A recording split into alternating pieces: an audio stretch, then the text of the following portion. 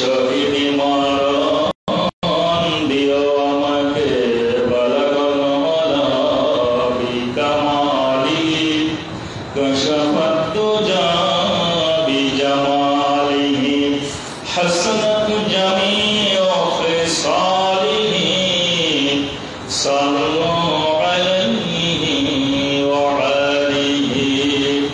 আলহামদুলিল্লাহ, সমস্ত প্রশংসা সেই রবের দরবারে যে রব আমাদেরকে এই মধ্য মোহাম্মদপুর পাড়ায় বিশেষ করে বেহেশতের বাগানে অনেক সংখ্যক মানুষের মধ্যে যাচাই বাছাই করে এখানে একত্রিত করেছেন। আমরা খুশি না অসন্তুষ্ট? যদি খুশি হয়ে থাকি তাহলে অন্তরের অন্তঃস্থল থেকে শুকরিয়া আদায় করি। সবাই বলে আলহামদুলিল্লাহ। আমরা যত বেশি শুকরিয়া আদায় করব খুশি হবে কে? আমরা যত বেশি শুকরিয়া আদায় করব বেজার হবে কে? আমরা যত বেশি শুকরিয়া আদায় করব না তত বেশি বেজার হবে কে? আমরা যত বেশি শুকরিয়া আদায় করব না তত বেশি খুশি হবে কে? শয়তান। এজন্য আমাদেরকে বেশি বেশি করে শুকরিয়া আদায় করতে হবে। আমি অত এলাকার সকল মা বোনদের উদ্দেশ্যে বলতে চাই, আপনার পরিবারে যদি কোনো যুবক ছেলে থেকে থাকে এবং অভিভাবক থাকে, অতি সত্বরে বেহেশতের বাগানে পাঠিয়ে দেন। কারণ এটা একটা কোরআনুল কারীমের ময়দান, ঠিক কিনা? এই কোরআনের ময়দানে যারা উপস্থিত হয় তারা কোরআনের মেহমান হয়ে যায়। আর কোরআনের যারা মেহমান তাদের ব্যাপারে ঈশ্বর সম্পদ আল্লাহ সুবহানাহু ওয়া তাআলা দিতেছেন। আজকে আমরা এই ব্যাপারে জানবো ইনশাআল্লাহ। সর্বপ্রথম আমি একটা আমল দিয়ে শুরু করব। অত এলাকার মা বোনেরা যেন এই আমলটা করতে পারে, পাশাপাশি আমার সামনে যারা উপস্থিত আছেন আপনারা ওই আমলটা ধরে রাখবেন। জান্নাত দেবার মালিক কে? জবানটা খুলে দিয়ে বলা লাগবে, জান্নাত দেবার মালিক কে? আল্লাহর পয়গম্বর বিশ্বনবী সাল্লাল্লাহু আলাইহি ওয়াসাল্লাম বলেন, দুইটা আমল কেউ যদি কন্টিনিউয়াসলি করে রাখতে পারে, কেউ যদি অনবরত করে রাখতে পারে মৃত্যু পর্যন্ত, আল্লাহ সুবহানাহু ওয়া তাআলা তার নসিবের জান্নাত দিবে। বলেন সুবহানাল্লাহ। আল্লাহ রাসূল বললেন, তবে আমল দুটো খুব অল্প সংখ্যক মানুষ করতে পারবে, কিন্তু অধিক মানুষ করতে পারবে না, যদিও আমলটা খুব সহজ। আল্লাহ হাবিব বিশ্বনবী সাল্লাল্লাহু আলাইহি ওয়াসাল্লাম বললেন, ফরজ নামাজের পর কোন মানুষ যদি 10 বার সুবহানাল্লাহ, 10 বার আলহামদুলিল্লাহ এবং 10 বার আল্লাহু আকবার এই তাসবিহ যদি কেউ ফরজ নামাজের পর আদায় করে, তাহলে কতবার হয়? কতবার হয়? 30 বার হয়। 5 ওয়াক্ত নামাজে কতবার হয়? 150 বার হয়। আল্লাহ রাব্বুল আলামিন বোনাস দিবে কত? এই 150 কে গুণ দেবে কত? আসলে আমরা হাদিস দেখব এবং কোরআন দেখব। আব্দুল্লাহ ইবনে মাসউদ রাদিয়াল্লাহু তাআলা আনহু বর্ণনা করলেন, মান ক্বারা হারফান মিন কিতাবিল্লাহি, কেউ যদি কোরআন থেকে একটা হরফ পাঠ করে, ফালাহু বিহি হাসানাত, তার জন্য একটা সওয়াব আল্লাহ দিয়ে দিবেন। ওয়াল হাসানাতু বিআশরি আমসালিহা, আর একটা সওয়াব আল্লাহ 10 দিয়ে গুণ করে 10 গুণ বাড়ায় দেবে। জবানটা খুলে দিয়ে বলেন সুবহানাল্লাহ।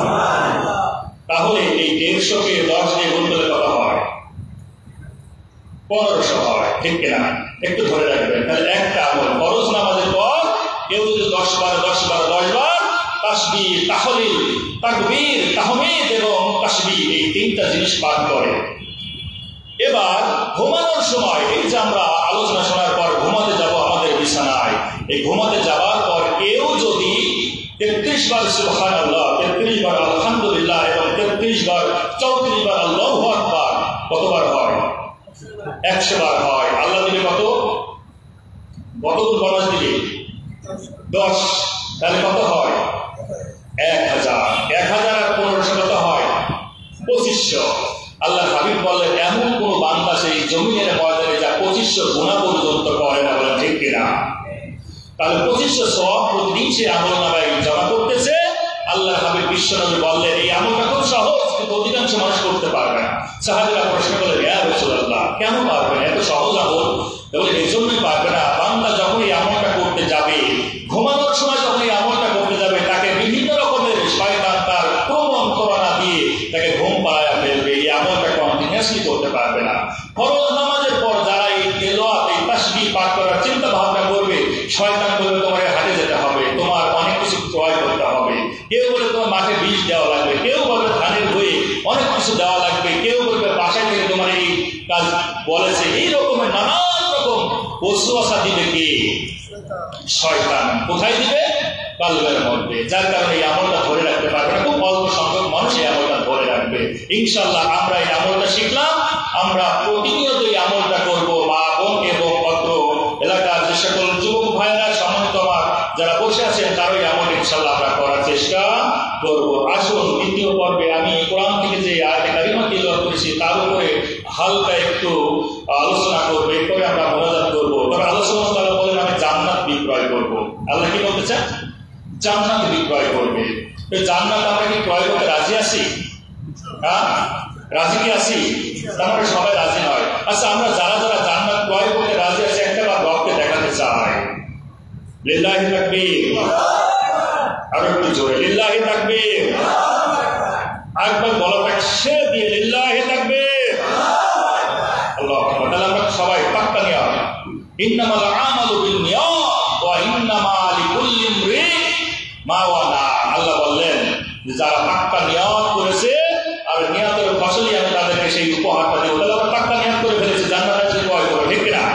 জান্নাত ক্রয় করতে রাজি তো? জান্নাত ক্রয় করতে গেলে কিন্তু কিছু দেওয়া লাগবে। এই জিনিসগুলো আমরা দিব তো? দুইটা জিনিস দেওয়া লাগবে। কয়টা? দুইটা জিনিস। আমরা দুটা জিনিস দিতে রাজি আছি? দেখেন বুঝে শুনে বলবেন। যারা দিতে রাজি নাই তারা বলবেন না আমরা দিব না, আর যারা রাজি আছেন তারা জান্নাত ক্রয় করতে পারবে। এই জায়গাটার নাম কি? মসজিদ। কিন্তু আর একটা নাম আছে, বেহেশতের বাগান। এটার নাম কি? দুনিয়ার একটা বেহেশতের বাগান। এই বেহেশতের বাগান থেকে ওই বেহেশতের বাগানে আল্লাহ সুবহানাহু ওয়া তাআলা ট্রান্সফার করে নিয়ে যাবে মাত্র দুইটা জিনিসের বিনিময়ে, ঠিক না? এই দুইটা জিনিস আমরা সবাই রাজি তো? ইনশাআল্লাহ। আল্লাহ রাব্বুল আলামিন ডাক দিয়ে বললেন আমি জান্নাত বিক্রয় করব।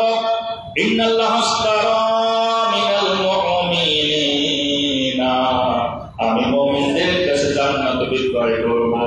ইন্নাল্লাহা আশতারা, ইন্নাল্লাহা আশতারা, আল্লাহ বলেন নিশ্চয় আমি বিক্রয় করব মিনাল মুমিনিনা, মুমিনদের কাছে। আমরা যারা এখানে উপস্থিত হয়ে আছি নিশ্চয় আমরা ঈমানদার, নিশ্চয় আমরা মুমিন, ঠিক না? আর আমরা যদি মুমিন হয়ে থাকি আল্লাহ বলেন আমি মুমিনের কাছে জান্নাত বিক্রয় করব।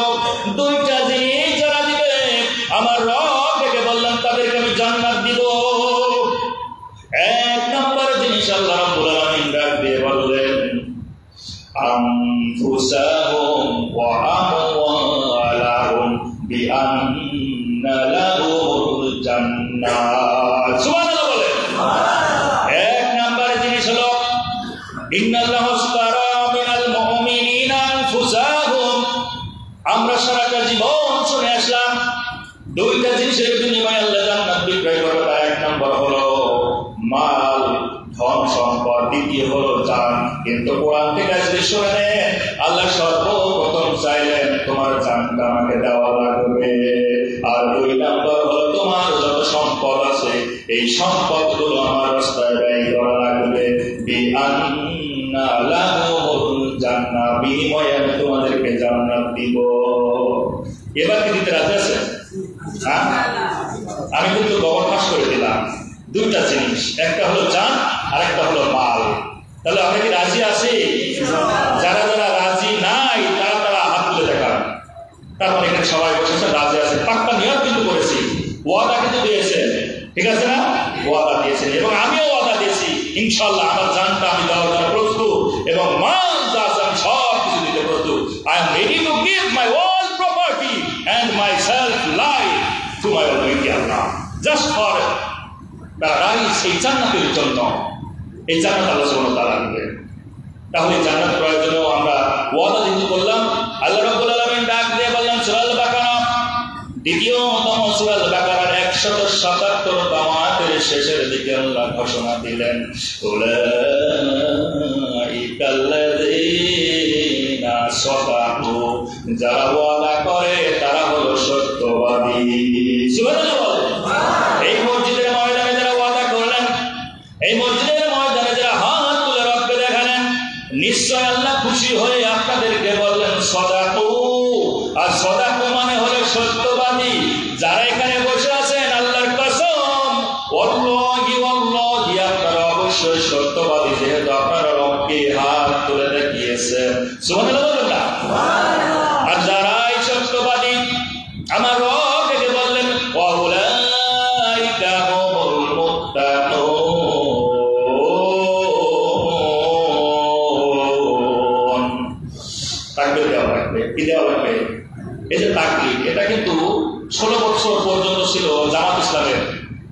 এখন তো 16 বছর পার হয়ে গেছে, এখন কিন্তু এটা জামাত ইসলামের তাকবীর না। এই তাকবীরটা কার? জবানটা খুলে দিয়ে বলেন কার? এই তাকবীর যদি দেওয়া লাগবে, এটা কি আমার কথা না কোরআনের কথা? কোরআনুল কারীমে। এবার আসুন দলিলটা নিয়ে সূরা আল বাকারার 185তম আয়াতের শেষে দেখবেন, সূরা হজ 22তম সূরা হজের 37তম আয়াতে দেখবেন আল্লাহ রাব্বুল আলামিন বলেন ওয়ালিতুকাব্বিরুল্লাহা আলা মা হাদাকুম, আমি তোমার হেদায়েত দিয়েছি, আমি তোমার ইসলাম দিয়েছি, আমি রব তোমাকে দ্বীন ইসলাম দিয়েছি, নামাজ দিয়েছি, তোমাকে মুসলমান বানাইছি, ইমানদার করেছি, সুতরাং আমার শুকরিয়া, আমার তাকবীর তোমাকে দেওয়া লাগবে। সুতরাং এই ঘোষণা কার? সূরা মুদাসসির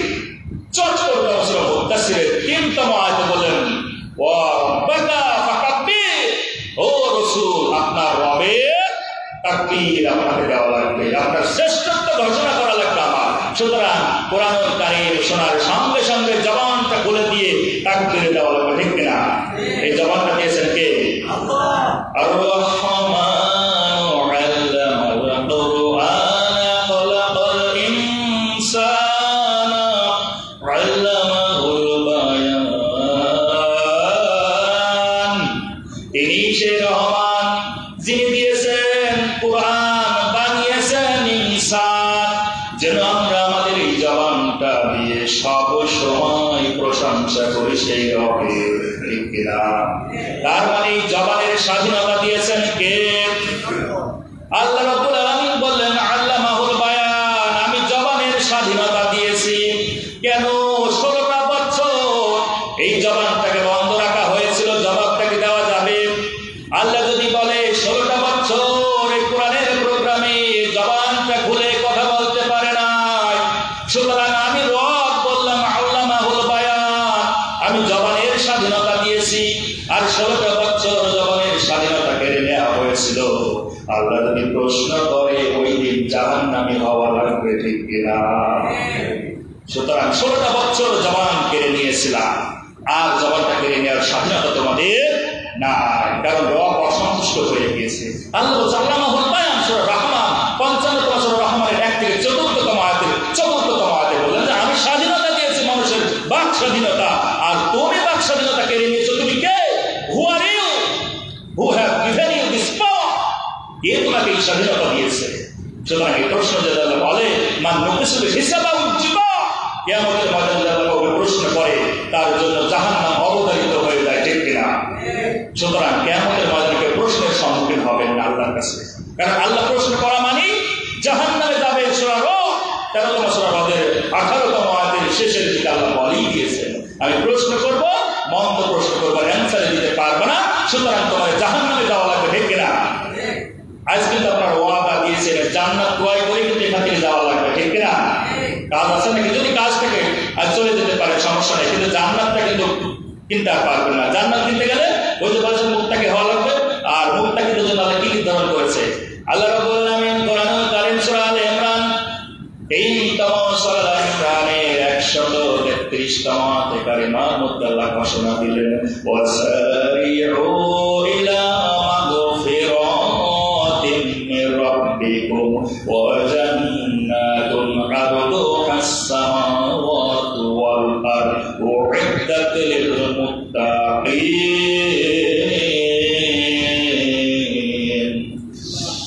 লজ্জা লাগছে না তাকবীর দিতে? কারণ আল্লাহ তাকবীর দেওয়া তো লজ্জার বিষয়। আমরা এই মুখ দিয়ে মমতাজের গান বলতে পারবো, কোনো সমস্যা, there is no problem. If we sing a song, মমতাজের গান দিতে পারবো, কোনো সমস্যা নেই রাস্তা থেকে, কিন্তু রবের তাকবীর দিতে আমাদের বড় কঠিন কাজ। যাই হোক, আল্লাহ বলে ওয়াসারিউ, তোমরা দ্রুত দৌড়াও। এই পৃথিবীর মধ্যে শ্রেষ্ঠ দৌড়বিদ হলো হুসাইন বোল্ট। আল্লাহ বলে হুসাইন বোল্ট বাদ দিয়ে দাও, তার চেয়ে তোমার জীবনের সেরা দৌড়টা দিতে হবে। কোন দিকে দৌড়াবো? আমরা বললাম কোন দিকে দৌড়াবো? আল্লাহ বলে ইলা, ওই দিকে দৌড়াও। ইলা রাব্বিকুম ইলা রাব্বিহিম, তোমার রব কি আছে? মাগফিরাতুন মির রাব্বিকুম, তোমার রব মাগফিরাত নিয়ে ক্ষমা নিয়ে দাঁড়ায় আছে, সেই দিকে চলে আসো। ওয়া জান্নাতিন আরদুহাস সামাওয়াতু ওয়াল আরদ, আসমান আর জমিনের সমান যে জান্নাতটা আমি তোমাকে দিব, এটা নিয়ে আল্লাহ রাব্বুল আলামিন দাঁড়ায় আছে। শুধু কি করবে? ক্ষমা নিয়েছে, তোমরা ক্ষমার দিকে চলে আসো। উ'iddat লিল মুত্তাকিন, আল্লাহ বলেন আমি মুত্তাকিদের জন্য কি তৈরি করেছি? কি তৈরি করেছি মুত্তাকিদের জন্য? জান্নাত তৈরি করেছি। মনে আছে? যারা ওয়াদা দেয়, পাক্কা ওয়াদা দেয়, কথা দেয়। আল্লাহ বলেন উলাইকা হুমুল সাদাকু, তারা হলো সত্যবাদী। আর যারাই সত্যবাদী আল্লাহ তাদের নাম দিলেন ওয়া উলাইকা হুমুল মুত্তাকুন, তারা হলো মুত্তাকি। আর যারাই মুত্তাকি আল্লাহ বললেন উইদ্দাত লিল মুত্তাকিন, আমি মুত্তাকিদের জন্য জান্নাত তৈরি করেছি। তাহলে কথা ক্লিয়ার না? পাক্কা কথা ক্লিয়ার হয়ে গেছে। আসুন এবার আমরা জান্নাত ক্রয় করে মূল পর্বে চলে যাব ইনশাআল্লাহ। বেশি সময় আমি নিব না। এটা ছোট কোরআন ওখানে থাকলে সামনে দিতে পারেন যদি থাকে। আল্লাহ রাব্বুল আলামিন বলেন যে তোমরা তো জান্নাত ক্রয় করো, দুটো জিনিস তোমরা দিতে চাও, একটা হলো জান আর একটা হলো মাল। তো আসুন আমরা জান আর মালের বিনিময়ে জান্নাত ক্রয় করতে চাই। আল্লাহ সুবহানাহু ওয়া তাআলা বললেন ইন্না হাযিহি তাযকিরা, এটার নাম কি? এটা কোরআন। কিন্তু আল্লাহ বলতেছেন এটা সংবিধান। কি বলতেছেন? সংবিধান। ইন্না হাযিহি তাযকিরা, এখানে তো কোরআন শব্দটা ব্যবহার করছে আল্লাহ, বলেছেন ইন্না হাযিহি তাযকিরা, বললেন আল্লাহ যে এটা হলো সংবিধান। আপনারা বললেন কোরআন, কিন্তু কোরআন তো শব্দটা আমি উচ্চারণ করেছি তাযকিরা জালকা কোরআন। এটা কোরআনুল কারীমে 292 বার আল্লাহ দিয়েছেন, 16টা ডেরিভেটিভ ফর্মে।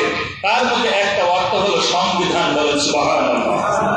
আপনারা বলেন কোরআন, আল্লাহ বলেন সংবিধান। তাহলে এটা আজ থেকে নাম হবে কি? বলেন, খুব কষ্ট লাগছে। নাম কি? জবানটা খুলে দিয়ে বলা লাগবে নাম কি? আজকে যারা বলবেন সংবিধান, কিয়ামতের ময়দানে এই সংবিধান আপনাকে জান্নাতে নিয়ে যাবে। বলেন সুবহানাল্লাহ। পৃথিবীর মধ্যে সংবিধান এই একটাই, যার কোনো পরিবর্তন হয় না। এই সংবিধানের মধ্যে 3,64,219টা হরফ দিয়েছেন। বলেন সুবহানাল্লাহ। 77,800টা শব্দ দিয়েছেন আল্লাহ কোরআনুল কারীমের মধ্যে। বলেন সুবহানাল্লাহ। এই একটা যে জগৎ বেশি কিছু পরিবর্তন হয়েছে। আচ্ছা, বাংলাদেশের সংবিধান আছে না? এই সংবিধান সংশোধন হয়েছে কতবার আপনাদের জানা আছে? 17 বার। কতবার? 17 বার। পাকিস্তানের সংবিধান সংশোধন হয়েছে 25 বার। ভারতে হয়েছে কতবার আল্লাহ ভালো জানে। আর সৌদি আরবের সংবিধান সংশোধন হয়েছে 100 বার। ঠিক না? ঠিক। সৌদি আরবে কি সংবিধান সংশোধন হয়েছে? সৌদি আরবের সংবিধানের নাম কি? এই কোরআনুল কারীম কোনোভাবে সংশোধন হয়েছে? হয় না। কারণ এই সংবিধানটা কার? আর বাংলাদেশের সংবিধানটা কার? মানুষের। তাহলে কোনটা পাওয়ার বেশি? পাওয়ার বেশি কার? আল্লাহ। জান্নাত ক্রয় করতে চান না? তাহলে জান্নাত যদি ক্রয় করতে চান তাহলে পাওয়ার যার বেশি, জান্নাত যিনি দিবেন তার সংবিধান তো মেনে নেওয়া লাগবে। ঠিক কিনা? জবানটা খুলে দেওয়া বলা লাগবে। ঠিক কিনা? সুতরাং যে রবের পাওয়ার বেশি সেই রবের সংবিধান আপনাকে মানা লাগবে। আর এই ব্যাপারে আমি একটা আয়াতে কারিমা তেলাওয়াত করেছি ইনশাআল্লাহ, এটার উপর আমি তাফসীর করব। আপনাদের কথাগুলো শোনা লাগবে, কথাগুলো শোনা লাগবে। চান্স পাই নাই, এই এলাকায় কথা বলবো এই সুযোগটা আমি পাই নাই, কারণ আমার আসার সুযোগ হয় না। আজকে যখন সুযোগ পেয়েছি, যতক্ষণ আমার আলোচনা শেষ না হবে আমি ততক্ষণ চালিয়ে যাব। যারা জান্নাত ক্রয় করতে চান বসে থাকবেন, আর যারা জান্নাত ক্রয় করতে চান না, ওয়াদা দেওয়ার পরেও যারা চলে যেতে চান যেতে পারেন ইনশাআল্লাহ। এই কোরআন আপনার বিরুদ্ধে সাক্ষ্য দেবে। ঠিক কিনা? ওয়াল কুরআন হুজ্জাতুল লাকা আও আলাইকা। আল্লাহ কোরআন বললেন, আল্লাহ বললেন, বিশ্বনবী বললেন, মুসলিম শরীফের 223 নম্বর হাদিস, এই কোরআন কিয়ামতের ময়দানে যার পক্ষে শাফায়াত করবে সে জান্নাতে। বলেন সুবহানাল্লাহ। ওয়া আলাইকা, আর যার বিরুদ্ধে শাফায়াত করবে সে জাহান্নামে চলে যাবে। ঠিক কিনা? তাহলে আমরা তো জাহান্নামে যেতে চাই। জান্নাতে যদি যেতে চাই সংবিধানকে মেনে নেওয়া লাগবে। ঠিক কিনা? আর এই সংবিধানকে যারা মানতে চান না হাত তুলে দেখা। ইনশাআল্লাহ সবাই সংবিধানকে মানতে চাই ইনশাআল্লাহ। আসুন আমরা যে আয়াতে কারিমা তেলাওয়াত করেছি আজকে আমরা ওটার উপরে আলোচনা করব। আর 2টা হাদিস আমি তেলাওয়াত করেছি ইনশাআল্লাহ, এটার উপর আলোচনা করব। মুমিন না হলে কিন্তু জান্নাত আল্লাহ দিবে না, এটা তো সত্য কথা। ঠিক না? মুমিন না হলে জান্নাত দিবে না। আল্লাহ রাব্বুল আলামিন কোরআনুল কারীম সূরা আন-নিসা টোটাল আয়াতে কারিমা হলো 176টা। কেউ যদি এই নিসা তেলাওয়াত করে আল্লাহ তার আমল নামায় 1760টা সওয়াব দিবে। যেহেতু এই কোরআনুল কারীমের মধ্যে 176টা আয়াতে কারিমা আছে, সরি এটা আমি ভুল বলে ফেলেছি, এই 176টা আয়াতের মধ্যে অসংখ্য হরফ আছে। এই হরফকে 10 দিয়ে গুণ করলে যা হবে তার আমল নামায় দিয়ে দেবে। এই নিসার ভিতরে আল্লাহ 65তম আয়াতের ভিতরে বললেন ফালা তোমার রবের কসম। কার কসম? রবের কসম। আল্লাহ তার নিজের কসম করলেন, লা ইউমিনুনা, তারা কখনোই মুমিন হতে পারবে না। এই কথা কার? আল্লাহ ডাক দিয়ে বললেন, ফালা রাব্বিকা, নবী আপনার রবের কসম, লা ইউমিনুনা, তারা কখনোই মুমিন হতে পারবে না, হাত্তা, ততক্ষণ পর্যন্ত যতক্ষণ না ইউহাক্কিমুকা ফীমা শাজারা বাইনাহুম, ও নবী আপনাকে যতক্ষণ না তামাম দুনিয়ার যত বিচার মুকদ্দমা, যত মামলা হামলা সব কিছুর দায়িত্ব আপনাকে না দিবে। জবানটা খুলে দিয়ে বলে সুবহানাল্লাহ। তাহলে পৃথিবীর ময়দানে যত মামলা হামলা মুকদ্দমা যা কিছু হবে সব কিছু মীমাংসার জন্য দায়িত্ব দেওয়া লাগবে কাকে? বলেন কাকে? কার কথা বললাম? শোনেন, বক্তার দিকে মনোযোগ হলে হবে না, কথার দিকে মনোযোগ হতে হবে। আর দয়া করে একটু পানি খাওয়াতে পারেন, আলহামদুলিল্লাহ, ভালো লাগবে। তো আল্লাহ রাব্বুল আলামিন বললেন, আবারও শুনে নেন, ইউহাক্কিমুকা ফীমা শাজারা বাইনাহুম, ততক্ষণ পর্যন্ত তোমরা মুমিন হতে পারবে না যতক্ষণ না বিশ্ব নবীকে মুহাম্মদকে সমস্ত মামলা মুকদ্দমার এই বিচার মীমাংসার দায়িত্ব না দিবা। বুঝা গেল? তাহলে কথাটা মনে রাখবেন, কিন্তু আমি শেষের দিকে গুছাইয়ে রাখবো। দ্বিতীয় আল্লাহ বললেন, তার মানে 6টা শর্ত যদি না মানা যায় পৃথিবীর কেউ মুমিন হতে পারবে না। 1 নম্বর শর্ত আল্লাহ বললেন, বিশ্ব নবীকে সমস্ত মামলা মুকদ্দমা বিচারের ফয়সালা করার জন্য দায়িত্ব দেওয়া লাগবে।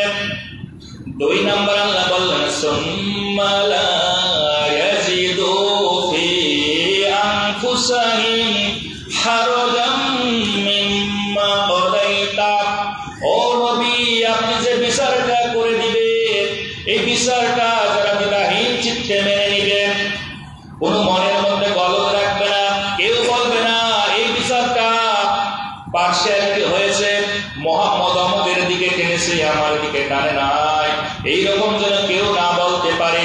আল্লাহ রাব্বুল আলামিন বললেন, তামাম দুনিয়ার মানুষ এই দ্বিতীয় শর্ত তোমাদেরকে মেনে নেওয়া লাগবে।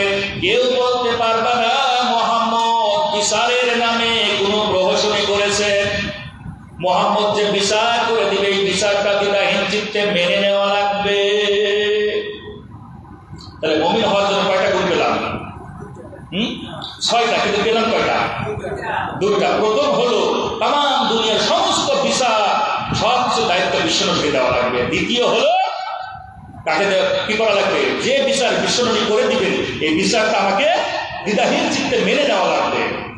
3 নম্বর একটু জিজ্ঞেস করে, লা ইলাহা ইল্লাল্লাহ, লা ইলাহা ইল্লাল্লাহ, লা ইলাহা ইল্লাল্লাহ, লা ইলাহা ইল্লাল্লাহ, লা ইলাহা ইল্লাল্লাহ। জীবনের মালিক তুমি আল্লাহ, মরণের মালিক তুমি আল্লাহ, তোমার কাছে ফিরে যাব, কবরের মালিক তুমি আল্লাহ, হাসরের মালিক তুমি আল্লাহ, মিজানের মালিক তুমি আল্লাহ, আখিরাতের মালিক তুমি আল্লাহ, লা ইলাহা ইল্লাল্লাহ, লা ইলাহা ইল্লাল্লাহ, লা ইলাহা ইল্লাল্লাহ, মুহাম্মাদুর রাসূলুল্লাহ সাল্লাল্লাহু আলাইহি ওয়াসাল্লাম। তাহলে দ্বিতীয় শর্ত হলো বিশ্বনবী যে বিচার করে দিবে এই বিচারটা মেনে নেওয়া লাগবে। তার একটা উদাহরণ আমরা জানি, রসুলের জমানার ঘটনা। আল্লাহ রসুলের কাছে 2 জন মানুষ আসলেন, একজন ইহুদি আর একজন মুসলমান। 2 জন এসে বললেন, নবীজি আপনি বিচার করে দেন। আল্লাহর পয়গম্বর তাদের 2 জনের কথাগুলো শুনলেন, শোনার পর ফয়সালাটা ইহুদির পক্ষে চলে গেল। ইহুদির পক্ষে যখন ফয়সালা চলে গেল, মুসলমান কিন্তু খুশি হতে পারে নাই। চলে গেলেন আবু বকরের কাছে। আবু কাছে বিচারের ছানি নিয়ে এসেছি, আপনি বিচারটা করে দেন। আবু বকর জিজ্ঞেস করলো, প্রথম বিচার কে করেছে? বিশ্বনবী মুহাম্মদ করেছেন। আবু বকর নরম স্বরের মানুষ, অন্তরটা বড় নম্র ভদ্র, খুব সফট মাইন্ডের মানুষ। আল্লাহর রাসূলের কথা শোনার সঙ্গে সঙ্গে দরদর করে চোখ দিয়ে পানি বেরিয়ে গেল। আবু বকর বললেন, আমার পক্ষে সম্ভব নয়, বরং তুমি চলে যাও ওমরের দরবারে, ওমর তোমার বিচারটা করে দিবে, যাও। ইহুদি চলে গেলেন, মুসলমান চলে গেলেন, ওমরের দরবারে গেলেন, জিজ্ঞেস করলেন, ওমর তোমার কাছে বিচার নিয়ে এসেছি, বিচারের ছানি করব। ওমর জিজ্ঞেস করলেন, প্রথম বিচার কে করেছে? মুসলমান বলে, প্রথম বিচার বিশ্বনবী করেছে, কিন্তু আমার পক্ষে রায় দেয় নাই। আমি মুসলমান, আমি হজ করি, যাকাত দিই, জিহাদের ময়দানে যাই, আমি ইসলামের সব কিছু পঙ্খানুপঙ্খ মানি। এরপরে মুহাম্মদ ইহুদির পক্ষে রায় দিয়েছে। ওমর রাদিয়াল্লাহু তাআলা আনহু এই কথা শোনার সঙ্গে সঙ্গে তার রক্ত গরম হয়ে গিয়েছে, লোমগুলো খাড়া হয়ে গিয়েছে। বললেন, একটু ওয়েট করো, দাঁড়াও, এখনই তোমার বিচার আমি করে দিব। চলে গেলেন ভিতরে, খোলা একটা তলোয়ার নিয়ে আসলেন, আনার সঙ্গে সঙ্গে মুসলিম বেটার গর্দান বরাবর মেরে দিলেন। দেহখানা আলাদা হয়ে গেল, গর্দানটা, মাথার কাণ্ডটা অন্য জায়গায় পড়ে গেল। সুবহানাল্লাহ। এই হলো বিচার। এই কারণে আল্লাহ বললেন, সুম্মা লা ইয়াজিদু ফি আনফুসিহিম হারাজাম মিম্মা কাদাইতা। বিশ্বনবী যে বিচার করে দিবে, দ্বিধাহীন চিত্তে সেই বিচারটা মেনে নেওয়া লাগবে। আর যদি না মানা যায়, তাহলে সে কি হয়ে যাবে? মুনাফিক হয়ে যাবে, কাফের হয়ে যাবে। ঘটনা প্রচার হয়ে গেল, ওমর মানুষ হত্যা করেছে, মুসলমান হত্যা করেছে। আর বিশ্বনবী বলেন, না, ওমর কখনো মুসলমান হত্যা করতে পারে না, ওমর হত্যা করেছে একজন মুনাফিককে। ঠিক কিনা? 3 নম্বর শর্ত মনে নেন। 1 নম্বর শর্ত, বিশ্বনবীকে মামলার দায়িত্ব দেওয়া লাগবে। 2 নম্বর, বিশ্বনবীতে দায়িত্ব পেয়ে যে ফায়সালা দিবে মেনে নেওয়া লাগবে। 3 নম্বর হলো ওয়ায়ুসাল্লিমু তাসলিমা, আর আমি নিজেকে সম্পূর্ণরূপে বিশ্বনবীর উপর সমর্পণ করে দেওয়া লাগবে। আমি বলতে আমি কিছু নাই, আমি কিছু নাই, I am nothing, I am totally one prophet Muhammad সাল্লাল্লাহু আলাইহি ওয়াসাল্লাম। আমার পুরোটাই মুহাম্মদের উপরে থাকবে, কারণ আমি বলতে আমার কিছু নেই। এটাই হলো বিশ্বনবীর উপর আপনি নিজেকে সমর্পণ করে দেওয়া। এই কথাটা জবানটা খুলে দিয়ে বলেন, সেই রবের জান্নাত যদি ক্রয় করতে হয়, তাহলে জান আর মাল দেওয়া লাগবে। 3 নম্বর শর্ত আমরা কিন্তু পেয়ে গিয়েছি। ইনশাআল্লাহ কথাগুলো গুছাইয়া ফেলবো, বেশি সময় নিব না আপনাদের কাছ থেকে। এবার রব্বুল আলামিনের কোরআন সূরা আলে ইমরান, এই সূরা আলে ইমরানের 92-93 আয়াতের মধ্যে বললেন, চতুর্থতম শর্ত, যদি মুমিন হতে চাও, কারণ মুত্তাকি ছাড়া আল্লাহ জান্নাত দিবে না। আল্লাহ নিজেই কসম করেছে, ফালাওয়া রাব্বিকা, তোমার রবের কসম, লা ইউমিনুনা হাত্তা, ততক্ষণ পর্যন্ত তারা মুমিন হতে পারবে না, মুসলমান হতে পারবে না, ঈমানদার হতে পারবে না, যতক্ষণ পর্যন্ত এই 6টা শর্ত তারা মানবে। চতুর্থ নম্বর হলো, লান তানালুল বিররা হাত্তা তুনফিকু মিম্মা তুহিব্বুন। আল্লাহ ডাক দিয়ে বললেন, তোমাদের যা সম্পদ আছে, যতক্ষণ না আমি রবের রাস্তায় খরচ না করবা, ততক্ষণ পর্যন্ত লান তানালুল বিররা, বীর শব্দের অর্থ হলো সওয়াব, কল্যাণ। বীর শব্দের অর্থ হলো আমল। ততক্ষণ পর্যন্ত তোমরা একটা সওয়াব পাবা না। এখন আপনারাই জানেন আপনাদের কেমন পরিমাণ সম্পদ আছে। নিসাব পরিমাণ সম্পদ যদি থাকে, যাকাত দেওয়া ফরজ। আর যাকাত তো দিতে হবে না, রবের হুকুম। এছাড়াও ফরজ হলো আপনার যদি সম্পদ থেকে গরিব অসহায় মানুষের মধ্যে দান করা লাগে। তার চেয়ে সবচেয়ে বড় দায়িত্ব এখন হলো এই বাংলার জন্য কোরআন প্রতিষ্ঠার কাজে খরচ করা। ঠিক কিনা? কোরআন প্রতিষ্ঠার কাজে যারাই খরচ করবে না, আল্লাহ বলেন একটা সওয়াব তুমি পাবা না। এই কথা কার? যাদের কাছে অ্যান্ড্রয়েড মোবাইল আছে, আমি প্রত্যেকটা রেফারেন্স দিব আপনাদেরকে, খল তুলবেন। আর যে সকল মা বোনদের কাছেও কথাগুলো শুনতেছেন, বাইকের আওয়াজ আছে, যদি যেয়ে থাকেন কথাগুলো শুনে থাকেন, কোরআনুল কারীম বলে আর আমি বলতেছি খলে মিলায়া দেখবেন। যদি একটা ভুল বলে থাকে আমার বাড়ি পশ্চিম পাড়া, আমাদের ধরবেন, সকালবেলায় ধরবেন। তবে সকালবেলায় পাবেন না, কারণ আমি জুম্মার নামাজ পড়তে যাবো খুব সাথে, হয়তো আমি আবার চলে আসবো। I come back very soon, next day আমি চলে আসবো। তখন আমাকে ধরবেন যে আপনি ভুল বলছেন কেন। সূরা আমি যেখান থেকে তিলাওয়াত করলাম যে 3টা শর্ত পেলাম সূরা নিসা, 4তম সূরা নিসা 65তম আয়াত। এই 3টা শর্ত, আর 4র্থ শর্ত হলো সূরা আলে ইমরানের 93তম আয়াত। বলেন সুবহানাল্লাহ। এই 4টা শর্ত কিন্তু মনে রাখা লাগবে। আমি জিজ্ঞেস করব, এখন আসুন ওই যে বাকি 2টা শর্ত আমি বলবো, কিন্তু এই 3টা শর্তের ব্যাপারে আমি আপনাদের কাছে একটু খোলাসা করতে চাই। আল্লাহ রাব্বুল আলামিন ডাক দিয়ে বললেন বিশ্বনবীকে দায়িত্ব দেওয়া লাগবে। এখন প্রশ্ন হলো বিশ্বনবী তো না, আছে? বিশ্বনবী কি আছে?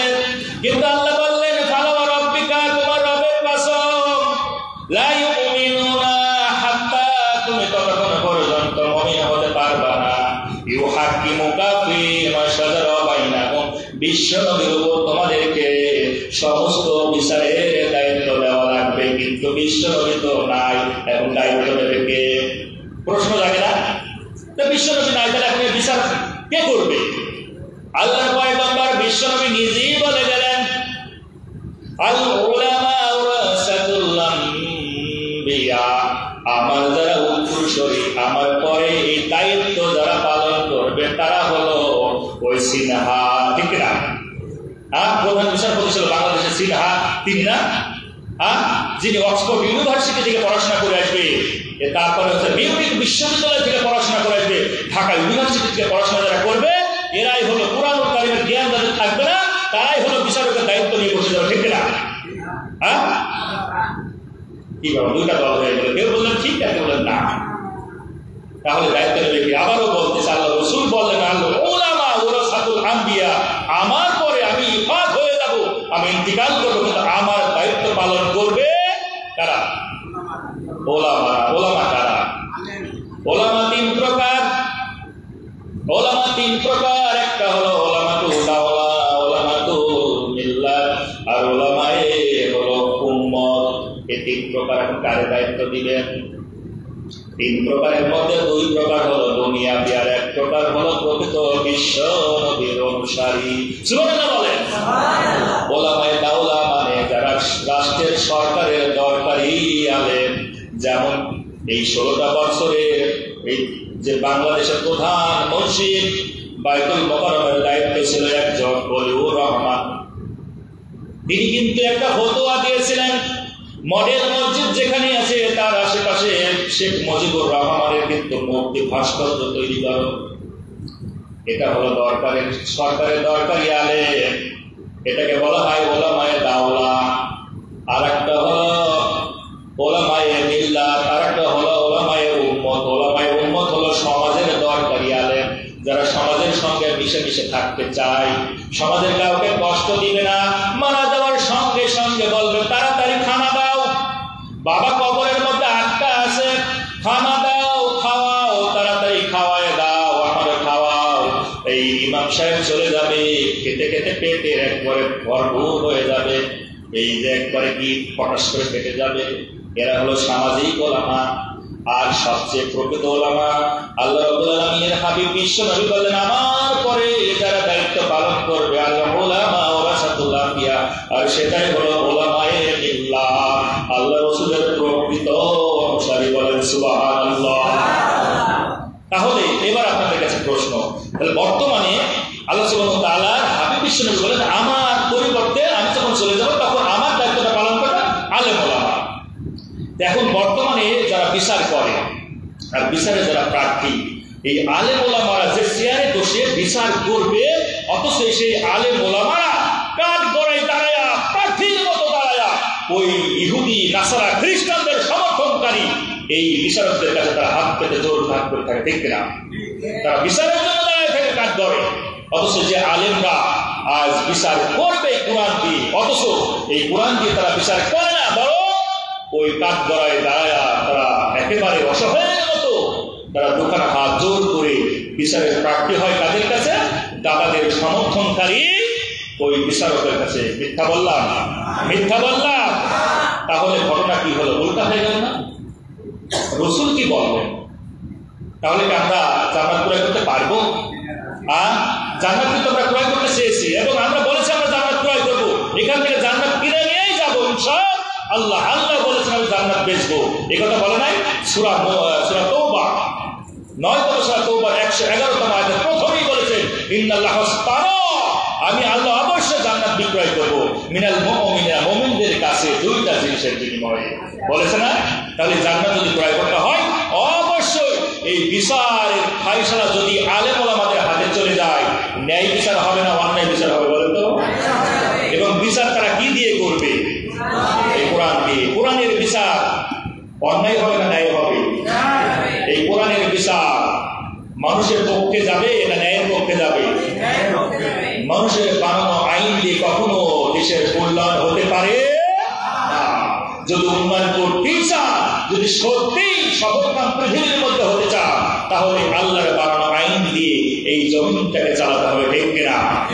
আর যদি না চালান, আল্লাহর কসম, আল্লাহি, আল্লাহ নিজেও কসম করলেন ফালা ওয়া রাব্বিকা, তোমার রবের কসম, লা ইউমিনুনা, তারা মুমিন হতে পারবে না। সারা জীবন ওয়াজ শুনেছেন, হয়তো এরকম বড় কথা কখনো শোনেন না। আমি কোরআন থেকে বলতেছি, আমি মিথ্যা কথা বলতেছি না। সূরা নিসা 65 আয়াত।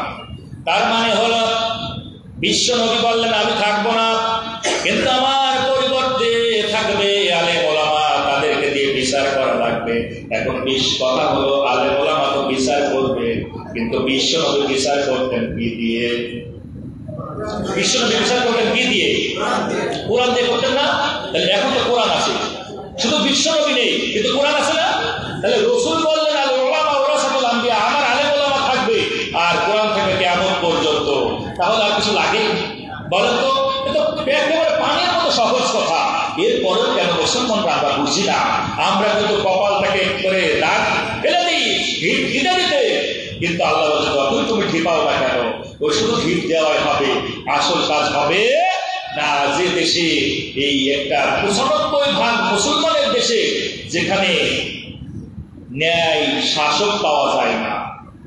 এই 1971 সালে বাংলাদেশ স্বাধীন হওয়ার পর আমরা 3টা দলকে দেখেছি এই বাংলাদেশকে চাষবাস করতে, ঠিক না? 3টা দলকে দেখি নাই? হ্যাঁ, একটা নৌকা, একটা ধানের শীষ, আর একটা হলো পাট, তাই না? বলেন তো এই 3টা দল কখনো কি তাদের ওয়াদা পূরণ করতে পেরেছে? কিন্তু আল্লাহ বলেছেন ওয়ামান আউফা বিআহদিহি মিনাল্লাহ, আমি আল্লাহর চেয়ে কে আছে এই জমিনের মধ্যে যে সে ওয়াদা পালন করতে পারে? আল্লাহর চেয়ে অধিক ওয়াদা পালনকারী কে আছে? আছে কেউ? আল্লাহর চেয়ে অধিক ওয়াদা পালনকারী কেউ পৃথিবীর ময়দানে আছে? সেই রবি তো এই সংবিধান দিয়েছে, ঠিক কিনা? এই জন্য আল্লাহ বললেন সাবিলা, যারা এই সংবিধানটাকে মেনে নিবে, সুতরাং যে মানুষগুলো এই রবের সংবিধানটাকে মেনে নিবে, সাবিলা, তারা সেই রাস্তাটা পেয়ে যাবে।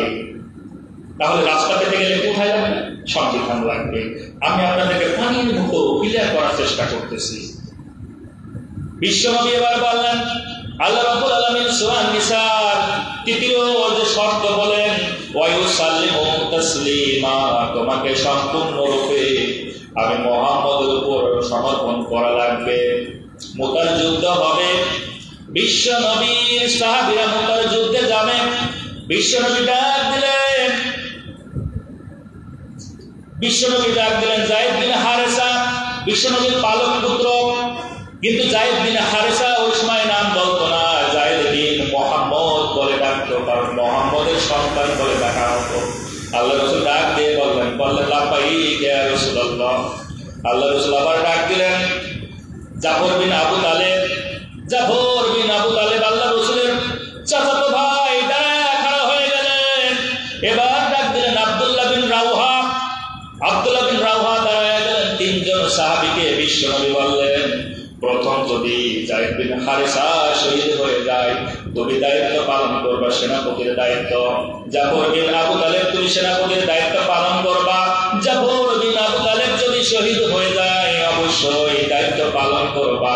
আব্দুল্লাহ বিন রাওহা যদি শহীদ হয়ে যায় তোমরা তোমাদের মধ্য থেকে একজনকে সেনাপতি নির্বাচন করবা।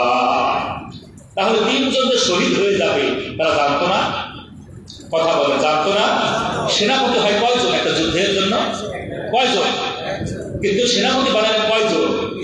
তিনজনের পরেও বিশ্বনবী বললেন এই তিনজন যদি শহীদ হয়ে যায় তাহলে তোমরা তোমাদের মধ্য থেকে একজনকে সেনাপতি বানায় দিবে। তার মানে একবার this is clear like water, পানির মতো সহজ। এই তিনজন সাহাবী শহীদ হয়ে যাবে। এরপরে তারা পিছপা হয়েছিল তাসলিমা, এরাই হলো রাসূলের উপর নিজেকে সম্পূর্ণরূপে সমর্পণ করে দিয়েছিলেন। আর মুতার যুদ্ধের এই খ্রিস্টান ইহুদিরা কতজন ছিল জানেন? 2 লক্ষ। কতজন? 2 লক্ষ। সশস্ত্র বাহিনীর বিরুদ্ধে যুদ্ধ করতে যাবে মাত্র 3000। কয়জন? 3000। একজনের বিরুদ্ধে কয়জন জানেন? 66 জন। এই 66 মানে 6600 মানুষ একজনের বিরুদ্ধে লড়াই করবে। জয়ী হয়েছিল কারা? বিজয় হয়েছিল কারা? সংখ্যা দিয়ে বিজয় হয় না, বিজয় হয় ঈমান দিয়ে। আজকের এই বাংলাদেশের জমিনে কোরআনের রাষ্ট্র পকপক করে উঠবে যদি আমাদেরকে ওই রকমের ঈমানদার বানাতে হয়। অবশ্যই বাংলার জমিনে কোরআনের রাষ্ট্র কায়েম হবে, ঠিক কিনা? এই তো পরিসংখ্যানে পেয়ে গিয়েছিলাম যে 15% বাংলাদেশে চাই কোরআনের রাষ্ট্র হোক। এরপরে 16 বছর বাক স্বাধীনতা বন্ধের পর যখন দাদার দেশে পালিয়ে গেল, এরপরে পরিসংখ্যানে বলতেছে বর্তমান সময়ে 74% মানুষ এই কোরআনকে রাষ্ট্র হিসাবে দেখতে চায়। বলে সুবহানাল্লাহ। কত পার্সেন্ট? 74%। তাহলে 100-র মধ্যে 74 যদি চলে যায় কয় পার্সেন্ট থাকে? 26। এই 26% বাদ থাকবে না। ওরাও কিন্তু হুড় করে এই কোরআনের রাষ্ট্র কায়েমের জন্য কিন্তু কি হয়ে যাবে? রেডি হয়ে যাবে, ঠিক কিনা? এই যে ছাত্র বৈষম্য আন্দোলন করেছে না, ছাত্র বৈষম্য আন্দোলন দেখেন না? আপনারা কি জানেন এই 168 জন এই বাংলাদেশের ছাত্র বৈষম্য আন্দোলনের যে সমন্বয়ক ছিলেন তার মধ্যে 108 জনই ছিলেন জামাত শিবিরের একেবারে আল্লাহ সুবহানাহু ওয়া তাআলার বীর সৈনিক। বলেন সুবহানাল্লাহ। কতজন? 108 জন। সুতরাং এই বাংলার জমিনে কোরআনের রাষ্ট্র কায়েম হবে ইনশাআল্লাহ। শুধু ওই রকম সাহাবীর মতো আমাদেরকে ঈমানটা তৈরি করতে হবে। সংখ্যা দিয়ে নয়, কি দিয়ে? ঈমান দিয়ে। সংখ্যা দিয়ে যদি হতো তাহলে ওই 3000 কখনোই 2 লক্ষ বাহিনীর বিরুদ্ধে যুদ্ধে যেত না, আর যুদ্ধের জয়লাভও করতো না। ভূ দিয়ে উড়িয়ে দিত যে একজনের বিরুদ্ধে 6600 জন যুদ্ধ করবে। বিজয় এনেছে আল্লাহ রাসূলের সাহাবীরা। 3 জন সৈনিক শহীদ হয়ে গেলেন। তাদের মতামতের ভিত্তিতে খালিদ ইবনে ওয়ালিদকে সেই সময় সেনাপতির দায়িত্ব দেওয়া হলো। তিনি তার রণকৌশল দিয়ে মুতার যুদ্ধ থেকে জয় ছিনিয়ে এনে বিশ্বনবীর হাতে দিলেন। বলেন সুবহানাল্লাহ। তাহলে 4টা শর্ত কিন্তু আমরা পেয়ে গেছি। 1 নম্বর শর্ত ছিল বিশ্বনবী দায়িত্ব পালন করবে, সমস্ত মামলা হঠাৎ বিশ্বনবী নাই, আলেম ওলামাদের দায়িত্ব দেওয়া লাগবে। 2 নম্বর হলো আলেম ওলামা কোরআনকে যে বিচার ফায়সালা করবে সেটা দ্বিধাহীন চিত্তে মেনে নেওয়া লাগবে। 3 নম্বর হলো আমার নিজেকে আল্লাহর উপর পরিপূর্ণরূপে সমর্পণ করে দেওয়া লাগবে, ঠিক না? আল্লাহর উপরে না রাসূলের উপরে? রাসূলের উপরে। আর 4 নম্বর হলো আমাদের যা সম্পদ আছে আল্লাহ সুবহানাহু ওয়া তাআলার দ্বীন, এই রাষ্ট্র ব্যবস্থা কোরআন হবে, এর জন্য যা আঞ্জাম দেওয়া লাগে, যা খরচ করা লাগে সেটা আমাদেরকে করা লাগবে, ঠিক কিনা? 5 নম্বর শর্ত নিয়ে নেন। 6টা শর্ত যদি পূরণ করতে না পারেন আল্লাহ কসম করলেন তার নিজের ইজ্জতের, লা ইউমিনুন, তারা কখনোই মুমিন হতে পারবে না। 5 নম্বর শর্ত আল্লাহর হাবিব বিশ্বনবী বললেন, বুখারীর 12 নম্বরের হাদিস, বুখারী শরীফের 12 নম্বর হাদিস, আন আনাস রাদিয়াল্লাহু তাআলা আনহু ক্বালা রাসূলুল্লাহ সাল্লাল্লাহু আলাইহি ওয়াসাল্লাম ফাওয়াল্লাযী নাফসি বিয়াদিহি, সেই রবের কসম। এবার রাসূল কসম করতেছে কার? আল্লাহর কসম করতেছেন বিশ্ব নবী, আল্লাহ রাসূল বললেন কসম সেই রবের যে রব আমাকে মুহাম্মদ করে দুনিয়াতে পাঠিয়েছে, আমি সেই মুহাম্মদ তোমাদেরকে বলতেছি লা ইউমিনু আহাদুকুম, তোমরা কখনোই মুমিন হতে পারবে না হাত্তা ততক্ষণ পর্যন্ত ইউহাব্বাল আখিহি মা লিনাফসিহি, যতক্ষণ পর্যন্ত না তুমি নিজেই যে জিনিসটা পছন্দ করো ওই একই জিনিস তুমি তোমার ভাইয়ের জন্য পছন্দ করা লাগবে। সুবহানাল্লাহ বলেন। তার মানে আমি আমার পছন্দ যে জিনিসগুলো করি, ঠিক আমার পছন্দ সেই জিনিসগুলো কিন্তু আমার ভাইয়ের জন্য পছন্দ করা লাগবে। গণভবন থেকে যখন আমাদের বহুজন যখন চলে যায় সেই সময় গণভবনের চিত্র কিন্তু আমরা সবাই দেখছি, দেখি নাই? যিনি বলতেন তোমরা বেগুনের চপ করে ওই ফ্রিজে রেখে দিবা, আর তিনি খেতেন বড় বড় হাঁসের রান, দেখেন নাই? তিনি বলতেন ডিমকে তোমরা সিদ্ধ করে ফ্রিজে রেখে দিবা, তখন ডিমের দাম বেড়ে যায়। অথচ আমরা দেখতাম 10 কেজি ওজনের পাঙ্গাস, দেখি নাই? ছাগলের বড় বড় রান, কত রকমের অনেক রকমের এই নাচ নিয়ামত তিনি করে থাকতেন, ঠিক কিনা? তাহলে রাসূল কি বললেন? ইউহাব্বাল আখিহি, তুমি যেটা পছন্দ করো, মা ইউহিব্বু নাফসিহি, তোমার ভাইয়ের জন্য সেটা পছন্দ করা লাগবে। অথচ আমরা দেখতাম যারে আমরা শাসক বানালাম সেই শাসক তার নিজের জন্য যেটা পছন্দ করত কিন্তু তার প্রজাদের জন্য সেটা পছন্দ করত না, যার কারণে আল্লাহ সুবহানাহু ওয়া তাআলা তাকে অভিশাপ দিয়ে এই ময়দান ছেড়ে তাকে পালাতে বাধ্য করেছে, ঠিক কিনা? কারণ ওয়াদা খেলাপকারীকে আল্লাহ কখনো ভালোবাসে না, ঠিক কিনা? কারণ যারা ওয়াদার বরখিলাপ করে, আমার কোরআনের কাঠি আল্লামা দেলওয়ার হোসেন সাইদি যার প্রত্যেকটা কথা বাস্তবে বলে দিয়েছিল, ঠিক কিনা? তিনি বলেছিলেন এমন এক সময় আসবে ইঁদুরের গর্ত পর্যন্ত খুঁজে পাওয়া যাবে না, ঠিক কিনা? আর সেই ইঁদুরের গর্ত কিন্তু খুঁজে পাই নাই, কথা ঠিক কিনা? এই দেশে তার জায়গা হয় না, একটাই কারণ কোরআনের বিরোধিতা করেছিল, নিরীহ আলেম ওলামাদেরকে এই আয়না ঘরের মধ্যে বন্দী করে রেখেছিল, ঠিক কিনা? সুতরাং তুমি রবকে মানো না, তোমার চেয়ে বড় বড় বাঁকা বাঁকা ফেরাউন এসেছিল, 400 বছর রাজত্ব করেছিল, তার কিন্তু জায়গা হয় না। তুমি নমরুদের কথা শুনেছো, কিন্তু তুমি নমরুদের পথই অনুসরণ করেছো, তুমি হামানের কথা অনুসরণ করেছো, সাদ্দাদের অনুসরণ করেছো, আবু জেহেল, উতবা, শাইবা, মুগীরা, আব্দুল্লাহ বিন উবাইকে তুমি অনুসরণ করেছো, যাদের জায়গা হয়েছে জাহান্নামের মধ্যে, ঠিক তোমারও জায়গা হবে আল্লাহ নির্ধারণ করে রেখেছেন, ঠিক কিনা? সুতরাং এই জমিন হলো শাহ মাহমুদের জমিন, এই জমিন হলো শাহজালালের জমিন, ঠিক কিনা? আর তোমরা এই জমিনটাকে একেবারে লুটে পুটে খেয়েছো। সাইফুজ্জামান খান বাংলাদেশের একজন ভূমিমন্ত্রী, সাইফুজ্জামান খান তার বিদেশের ময়দানে 360টা বাড়ি, বলেন সুবহানাল্লাহ, বলেন সুবহানাল্লাহ।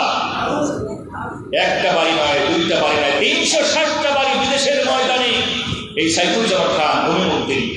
কেন? তোমাদের একটা বাড়ি বাংলাদেশে হলে চলে, তোমার বাংলাদেশের জনগণকে দেখার জন্য তোমার দায়িত্ব দেওয়া হয়েছে। সুতরাং এই গণভবনের চিত্র যদি মনে থাকে, আমার মনে হয় যারাই শাসক হিসাবে এখানে এই বাংলাদেশকে চালাবে তারা কিন্তু মনে রাখা উচিত এই গণভবনের চিত্র, ঠিক কিনা? কারণ গণভবনের চিত্র যদি তাদের মনে রাখে তাহলে এই বাংলার জমিনে বাংলাদেশের মানুষকে আর কখনো নিপীড়ন নির্যাতন করবে না।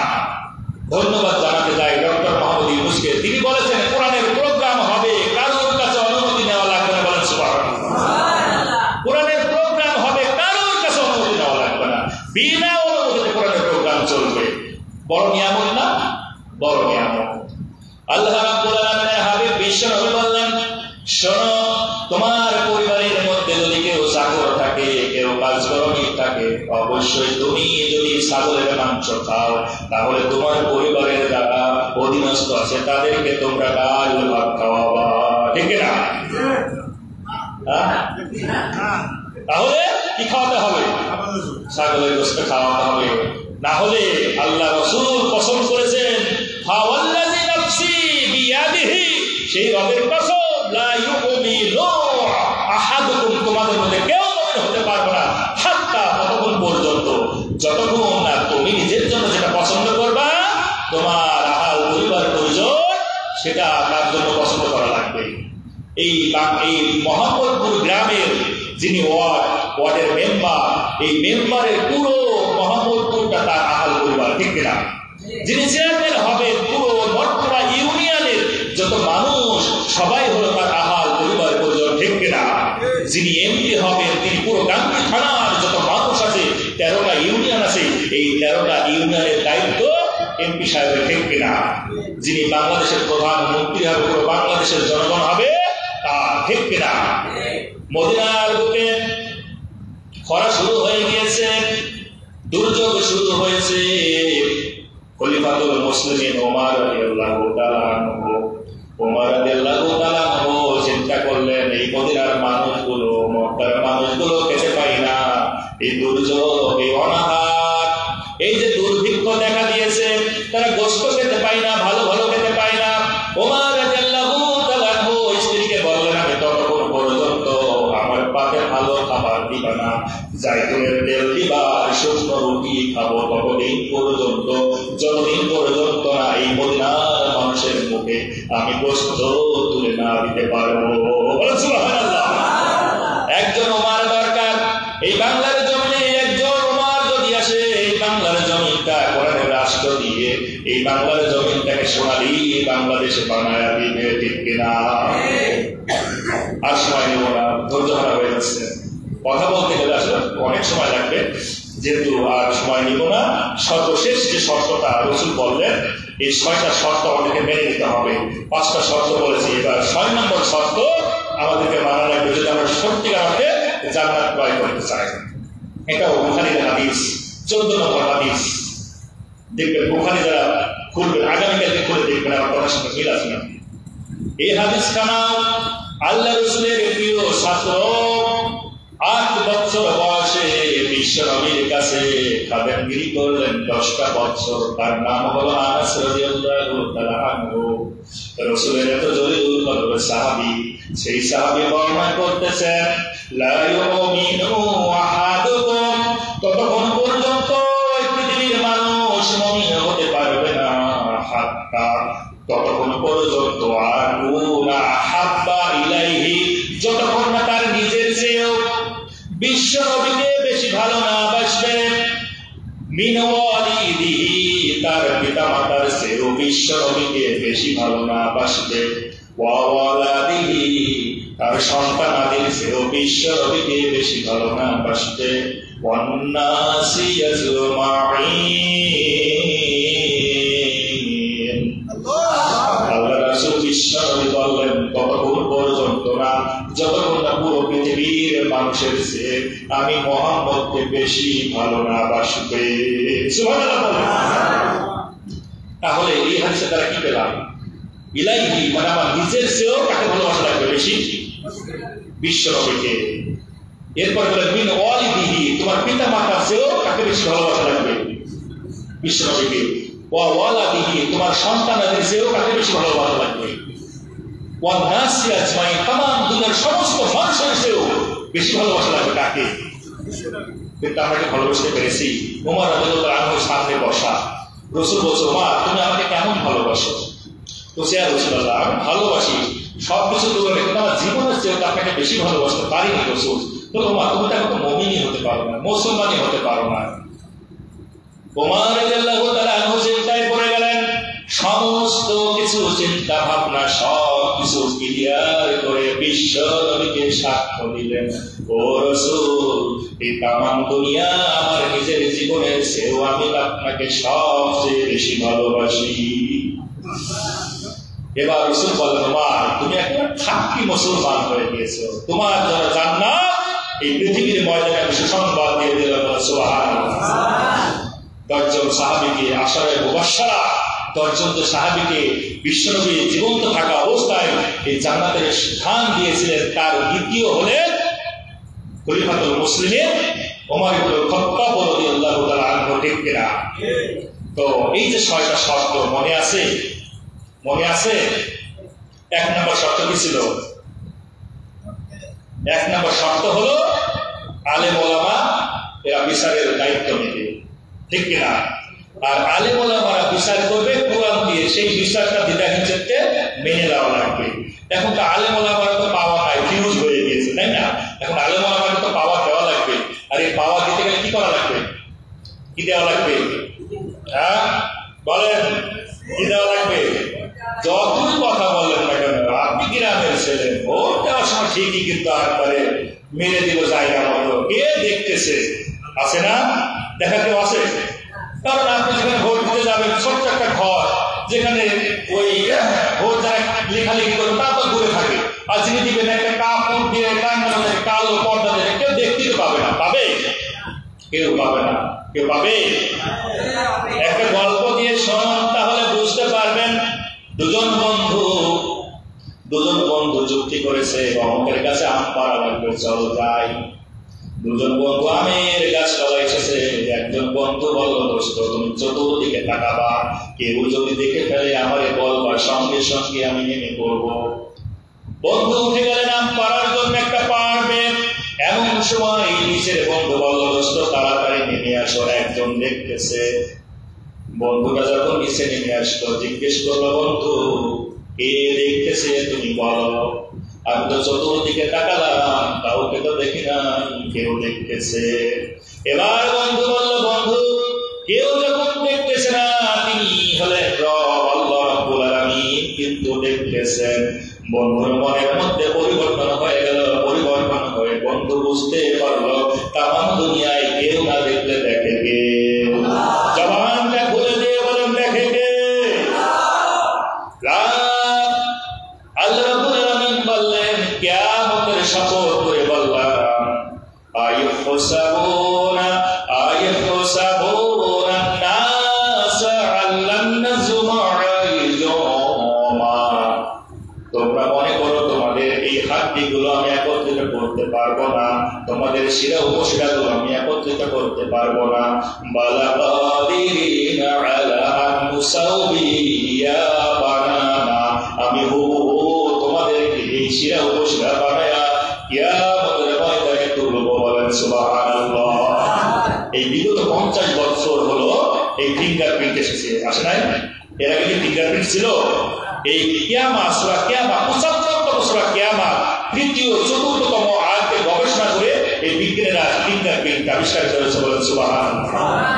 সুতরাং এই যে আগুন দেখতেছেন না, যেখান দিয়ে আমরা সিল মেরে দিই, এর মধ্যে যে শিরা উপশিরা গুলো আছে, এই পৃথিবীর মধ্যে কিয়ামত পর্যন্ত, বাবা আদম থেকে শুরু করে কিয়ামত পর্যন্ত যত মানুষ আসবে, কারোর সঙ্গে কারোর মিল হবে না। সুতরাং ক্লিয়ার, আপনি গোপনে যেখানেই মারেন না কেন, সেই দিন কিন্তু ওই ফিঙ্গারপ্রিন্টের মতো একেবারে ক্লিয়ার হয়ে যাবে। এজন্য আসুন আমরা সব কিছু ভুলে গিয়ে এই কোরআনকে বাংলার জমিনে প্রতিষ্ঠার জন্য আমরা সর্বাত্মক চেষ্টা করব ইনশাআল্লাহ। আমরা তো দেখলাম ধান চাষ করেও দেখলাম, এরপরে নৌকা ভ্রমণ করেও দেখলাম, এরপরে পাট চাষ করেও দেখলাম। আসুন আমরা একবার কোরআন চাষবাস করে দেখি যে এই জমিটাকে কি আসলে সফল নামে পরিণত করা যায় নাকি ইনশাআল্লাহ। এই যারা ব্যবসা করে তাদের নাম কি বলে? ব্যবসায়ী। যারা ঘাটে এই আপনার জমিতে চাষবাস করে তাদেরকে কি বলে? চাষি বলে। মসজিদে যারা চাষবাস করে তাদের কি বলে? মুসল্লি। তো বলেন তো এখানে আছে আমরা কয়জন আছি? গোটা হয়তো 50-60 জন হব, কিন্তু অত এলাকায় এই মাগরিব, ঈশা, ফজর, যোহর, আসরে কতজন নামাজি হয়? বাদে কিন্তু নামাজি হয় না। তারা কিন্তু বলে তোমার চেয়ে আমি খাঁটি মুসলমান, বলে না?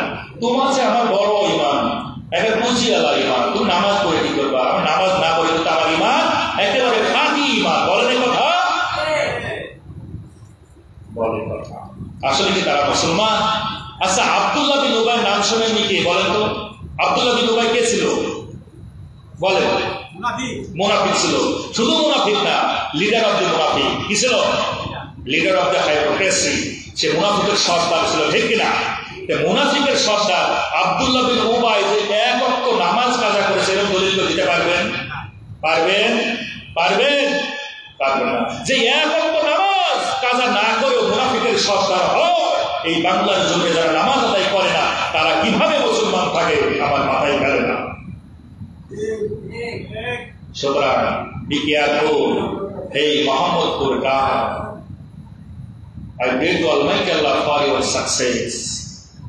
আমি আপনাদের জন্য সফলতা কামনা করি। আল্লাহ রাব্বুল আলামিন যেন আপনাদেরকে এই সঠিক বুঝ দান করে এবং এই বেহেশতের ময়দানে যেন 5 ওয়াক্ত নিয়ে আসে এবং এই কোরআনের প্রোগ্রামে বিশেষ করে কোরআন যেন বাংলার জমিনে প্রতিষ্ঠা হয়ে যায়, এজন্য আমাদেরকে সর্বাত্মক চেষ্টা করতে হবে ইনশাআল্লাহ।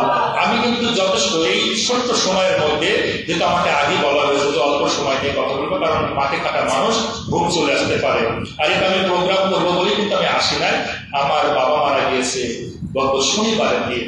তো আমি চাইলাম যে আসলে আপনারা হচ্ছে আল্লাহ পেয়ারা বান্দা, জানি না কার হাতে ওসিলায় আল্লাহ রাব্বুল আলামিন হয়তো তার গোলামকে ক্ষমা করে দিতে পারেন। এই জন্য আমি উদ্দেশ্য যে আমার বাবার মাগফিরাত কামনার উদ্দেশ্যে আপনাদের কাছে দোয়া নেওয়া, এই জন্য আমরা দোয়া করবো। আর আজকের এই আলোচনা থেকে এতটুকু বুঝলাম, সত্যি যদি আমরা মুমিন হতে চাই, আর শপথ করেছেন কে? আল্লাহ কিন্তু নিজের শপথ করেছেন যে তোমরা ততক্ষণ পর্যন্ত মুমিন হতে পারবে না। আর মুমিন যদি না হবে জান্নাত কিন্তু আল্লাহ দিবে না। আর জান্নাত ক্রয় করতে গেলে আমাদের কিন্তু 6টা শর্ত পূরণ করা লাগবে। অর্থাৎ যারা বলবে, কি বলবে? আল্লাহ নিজেও কিন্তু বলেছে যে ওয়ালতাকুম মিনকুম উম্মাহ, অবশ্যই পৃথিবীর ময়দানে একটা আমার দল থাকবে। কি থাকবে? আমার একটা দল থাকবে। তার মানে বোঝা যাচ্ছে এই দুনিয়ার ময়দানে অনেক দল থাকবে।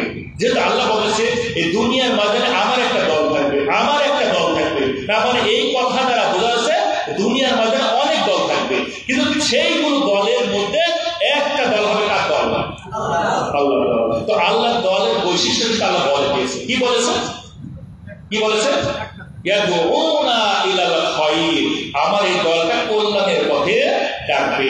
আর কল্যাণের পথে ডাকে বাংলাদেশের একটাই দল আছে, যারা 1941 সাল থেকে যত রকমের জুলুম নির্যাতন হয়েছে সবগুলোকে মাথা পেতে সহ্য করে নিয়ে ধৈর্য ধারণ করে এই বাংলার জন্য কোরআনের রাষ্ট্র প্রতিষ্ঠার জন্য এখনো কিন্তু সংগ্রাম করে যাচ্ছে। ঠিক কিনা? তাদেরকে আয়নাঘরে বন্দী করেও কিন্তু দমানো যায় না, তাদেরকে ফাঁসি দিয়েও কিন্তু দমানো যায় না। তাহলে বোঝা যাচ্ছে এরাই হলো প্রকৃত আল্লাহ প্রেমী দল। ঠিক কিনা? আল্লাহ রাব্বুল আলামিন এই কথা সূরা আলে ইমরানের 104তম আয়াতে বললেন। ঠিক অনুরূপ কথা সূরা আরাফ 7তম সূরা আরাফের 181তম আয়াতের মধ্যে বললেন, ওয়া মিম্মান খালাকনা উম্মাতুন ইয়াহদুনা বিল হক ওয়া বিহি ইয়াদিলুন। আল্লাহ ডাক দিয়ে বললেন আমার পৃথিবীতে একটা দল থাকবে, আর এই দলের বৈশিষ্ট্য হলো দুইটা। একটা হলো ইয়াহদিনা বিল হক, তারা হকের পথে ডাকবে, ওয়া বিহি ইয়াদিলুন, আমি 13টা হক খুঁজে পেয়েছি। আমার এই ছোট্ট মাথা দিয়ে গবেষণা করে 13টা হক আমি খুঁজে পেয়েছি। তার মধ্যে একটা হক হলো কোরআনুল কারীম। আল্লাহ রাব্বুল আলামিন বললেন ইহুদিনা বিল হক, অবশ্যই আমার ওই দলটার কাজ হলো কোরআন দিয়ে মানুষকে ডাকবে, ওয়া বিহি ইয়াদিলুন, আর এই কোরআন দিয়ে বিচার ফয়সালা করবে। এই দলের বৈশিষ্ট্য। কারণ বোঝা গেল তাহলে এই যে 3টা দল 1971 সাল থেকে দেখলেন, তারা কি কোরআন দিয়ে বিচার ফয়সালা করেছে? করেছে? সাক্ষ্য দেওয়া লাগবে। ভয় করতেছে? জীবনের মালিককে, মরণের মালিককে। আপনি যেখান থেকে ফিরে যেতে পারবেন গ্যারান্টি আছে? ওয়ারেন্টি আছে? যদি বাঁচতে হয় শাহাদাতের মর্যাদা নিয়ে বাঁচা লাগবে। ঠিক কিনা? শাহাদাতের মরণ চান কারা কারা? লিল্লাহি তাকবীর। এই শাহাদাতের মরণ চাইতে হবে। শাহাদাতের মরণ কি লাভ? দেখেন কোরআন সূরা আলে ইমরান 3তম সূরা আলে ইমরান 169তম আয়াত, সূরা আল বাকারার 154তম আয়াত আল্লাহ বলেন যে ওয়ালা তাহসাবান্নাল্লাযীনা কুতিলা ফি সাবিলিল্লাহি আমওয়াত, যারা আল্লাহর রাস্তায় মরে যায় তাদেরকে তোমরা মৃত বলো না, তারা হলো কি? জীবিত। বাল আহয়াউন ইনদা রাব্বিহিম ইউরযাকুন। আল্লাহ রাব্বুল আলামিন বললেন যেহেতু পৃথিবীর ময়দানে যারা নিহত হয় কোরআনের জন্য, আল্লাহ বলেন তাদেরকে বলো না তারা মরে গেছে, বরং তারা জীবিত। যদি জীবিত হয় তাদেরকে খাবারের প্রয়োজন হয় না। একটা কমন প্রশ্ন না? যদি আল্লাহর রাস্তায় নিহত হয় তাদেরকে তোমরা মৃত বলো না, বরং তারা জীবিত। তার মানে যদি জীবিত হয় তাদের খাবারের প্রয়োজন হবে কবরের মধ্যে। ঠিক না? আল্লাহ বললেন অবশ্যই খাবারের ব্যবস্থা করেছি। সূরা আলে ইমরান দেখেন, কবরের মধ্যে তাদেরকে আমি খাবারের ব্যবস্থা করে দিয়েছি। তার মানে সবচেয়ে এই ডায়াবেটিসের মৃত্যু কামনা বেশি ভালো না শাহাদাতের মৃত্যু?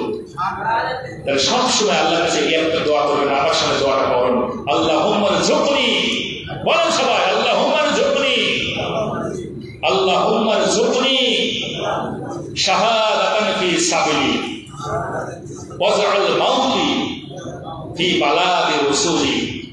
যেন রাসূলের দেশে আমাদের মৃত্যু হয়, শাহাদাতের মৃত্যু। দোয়াটা ওমর ইবনে খাত্তাব সব সময় পাঠ করতেন, যার কারণে তার শাহাদাতের মৃত্যু হয়েছে। আমরাও শাহাদাতের মরণ চাই, ঠিক কিনা?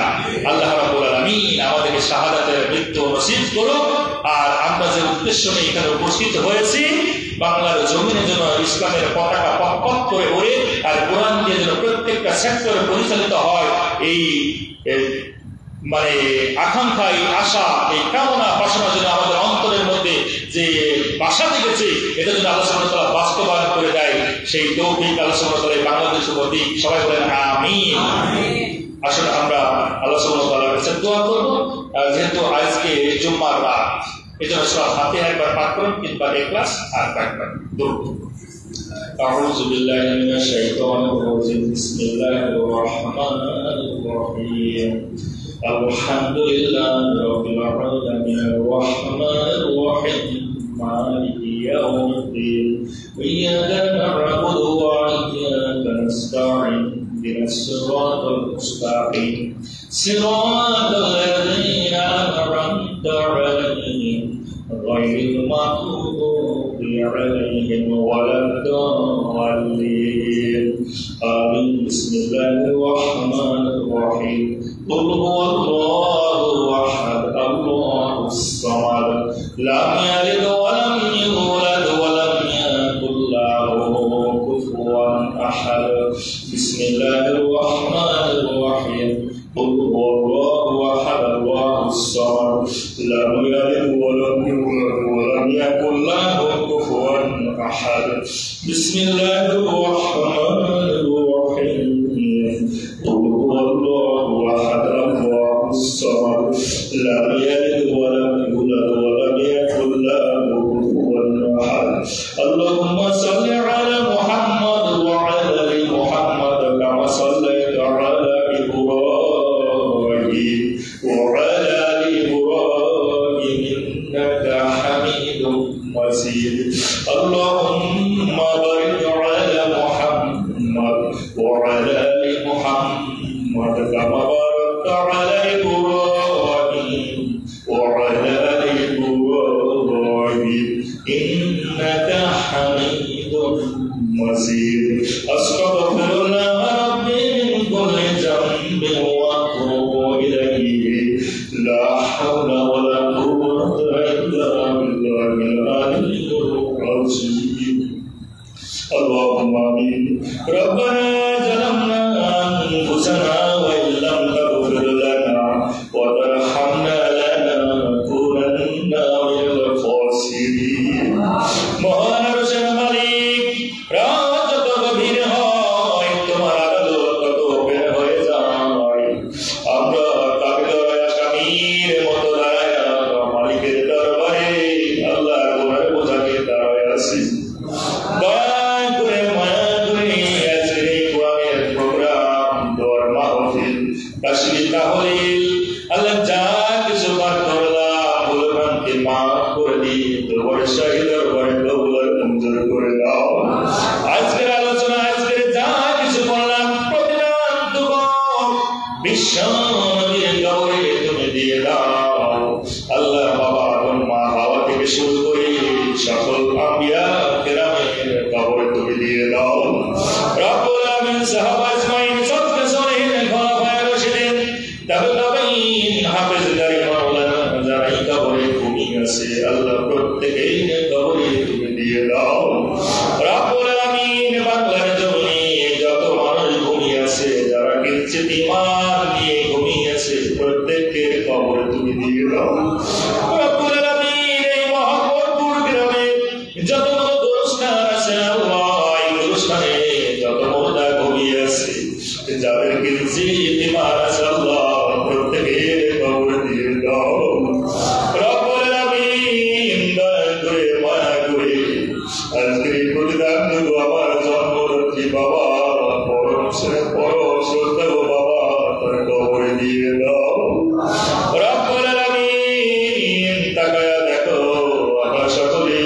তোমার পেয়ারা বান্দাগুলো হাত তুলেছে আল্লাহ, যারা হাত তুলেছে অনেকের বাবা নাই, অনেকের মা নাই। যে বাবা ঘর দিল, বাড়ি দিল, সম্পদ দিল, অর্থ দিল, শিক্ষিত করলো, বিবাহের ব্যবস্থা করে দিল, সেই বাবা আজকে নাই। কতদিন হলো বাবা চলে গিয়েছে, একটা বাড়ির জন্য আমাদের কেউ ডাকে না। আল্লাহ রাব্বুল আলামিন, বাবা যখন ছিল, আমরা যখন অসুস্থ হতাম, জ্বর আসতো, বাবা সেবা করতো, বাবা তোমাকে বলতো তুমি অসুস্থ, সারা রাত জেগে জেগে বাবা আমাদের সেবা করতো। যে বাবা ছোট্টকালে কতবার চুমা খেয়েছে, যতবার দেখেছে করে তুলে নিয়েছে, চুমা খেয়েছে, আদর করেছে, লজেন দিয়েছে, মিষ্টি দিয়েছে, সন্তানকে খুশি রাখার জন্য, সেই বাবা আজকে বহু দূর চলে গেছে, কিয়ামতের পর্যন্ত খুঁজে পাবো না। আল্লাহ, বাবার জন্য মন খুলে দোয়া করি, বাবা মাকে কবরের মধ্যে কাঁদায়ও না। রব্বুল আলামিন, বাবা মাকে কবরের মধ্যে কাঁদায়ও না, বাবা মাকে কবরের মধ্যে কষ্ট দিও না। আল্লাহ, আমি দুহাত তুলে তোমার কাছে সাক্ষ্য দিই, আমি সন্তান হিসাবে আমার বাবা আমার সব দায়িত্ব পালন করেছে। আল্লাহ, আমি সাক্ষ্য দিচ্ছি, আমার বাবা আমার সব দায়িত্ব পালন করেছে। আল্লাহ, আমাকে মানুষের মতো মানুষ করার জন্য তার সকল দায়িত্ব পূরণ করেছে, কিন্তু আমি সন্তান হিসাবে আমি আমার বাবা মার দায়িত্ব পালন করতে পারি না। আল্লাহ, আমরা যারা হাত তুলেছি, বাবা মার দায়িত্ব পালন করতে পারি না। রব্বুল আলামিন, পৃথিবীতে বাবা যখন বেঁচে ছিল, আল্লাহ যা আমল করেছে কোটি কোটি করে বাড়ায়া দাও, যা পাপ করেছে পাপগুলোকে সওয়াবে পরিবর্তন করে দাও। সেই বাবা মাগুলোকে কবরের মধ্যে তুমি জান্নাতুল ফেরদাউস বানায়া দাও। রব্বুল আলামিন, আমরা মাথার উপর গুনাহ নিয়ে দাঁড়িয়েছি, জীবনের সকল গুনাহ খাতাগুলো তুমি মুছে দাও। আল্লাহ রব্বুল আলামিন, বাংলার জমিনে এই কোরআনের রাষ্ট্র তুমি পথ ধরে উড়াইয়া দাও। 1971 সাল থেকে রব যতগুলো দল এসেছে, রব সকলের এই সবকিছু দেখলাম, তাদের বিচার ব্যবস্থা দেখলাম। আল্লাহ ওই কোরআনের বিচার দেখার সুযোগ করে দাও। আল্লাহ, সকলের বিচার দেখলাম, কে কেমন বিচার করেছে, কে কেমন রাষ্ট্র চালিয়েছে, একটাবার সুযোগ দাও কোরআন দিয়ে রাষ্ট্র পরিচালনা করা। আমরা যেন দেখে যেতে পারি যাই এই কোরআনের বাংলাদেশ কেমন ভাবে আল্লাহ এই দেশটাকে পরিচালনা করে। আল্লাহ, তামাম দুনিয়ার সকল মুসলিম উম্মার জন্য দোয়া করি। কাফেররা মাথা ছাড়া দিয়ে উঠেছে, আল্লাহ ছোট্ট ছোট্ট মাসুম বাচ্চাগুলোকে শহীদ করে দিচ্ছে। চেচনিয়া, বসনিয়া, কাশ্মীর সহ ফিলিস্তিন, গাজার, আল্লাহ যে সময় আমরা আমাদের সন্তানকে চুমা খাই, ঠিক একই সময়ে গাজার ছোট্ট ছোট্ট সন্তানগুলোকে কবরের মধ্যে দেওয়া। আল্লাহ যে সময় আমরা ভালো ভালো খাবার খাই, ঠিক একই সময়ে তারা অনাহারে দিনাবতীত করে। আল্লাহ, পৃথিবীর সকল মুসলিম উম্মাহকে আল্লাহ কাফেরদের উপর বিজয়ী করে দাও। রব্বুল আলামিন, আমরা যারা হাত তুলেছি, এই মোহাম্মদপুর গ্রামের অনেক বাবা আছে, ঋণগ্রস্ত, ঋণ পরিশোধকারী বানায় দাও। অনেক মা বোন আছে, বাবার আছে, অসুস্থতা তুমি সুস্থতা দান করে দাও। আল্লাহ, আমাদেরকে রোগ মুক্ত জীবন দাও, ঘুষ মুক্ত জীবন দাও, সুদ মুক্ত জীবন দাও, অশ্লীলতা মুক্ত জীবন দাও, রাসূলের আদর্শ যুক্ত জীবন আমাদেরকে তুমি দিয়ে দাও। আল্লাহ, অনেক উপযুক্ত মেয়ে আছে, ছেলে আছে, বিবাহ হয় না, দয়া করে তুমি তোমার মদত দিয়ে উপযুক্ত ছেলে মেয়ের বিবাহের ব্যবস্থা তুমি করে দাও। আল্লাহ, অত্র গ্রামের যে সকল ছাত্র ছাত্রী বোনেরা আছে, ভাইয়েরা আছে, মেধা ভালো করে দাও। আল্লাহ, তাদেরকে তুমি পরীক্ষায় উত্তীর্ণকারী বানায় দাও। যারা চাকরি প্রত্যাশী, বাংলার জমিনে একটা সুন্দর চাকরির ব্যবস্থা তুমি করে দাও। রব্বুল আলামিন, পরিশেষে তোমার কাছে আমরা মন খুলে দোয়া করি, আমাদের যাদের বাবা মা চলে গেছে, বাবা মা গুলোকে শান্তি নসিব করে দাও। যাদের বাবা মা এখনো বেঁচে আছে না, বাবা মা প্রতি ইহসানকারী সন্তান হিসেবে বানায় দাও। আল্লাহুম্মা রাব্বিরহামহুমা কামা রাব্বায়ানি সগীরা। সুবহানা রাব্বিকা রাব্বিল ইজ্জাতি আম্মা ইয়াসিফুন ওয়া সালামুন আলাল মুরসালিন والحمد لله رب العالمين.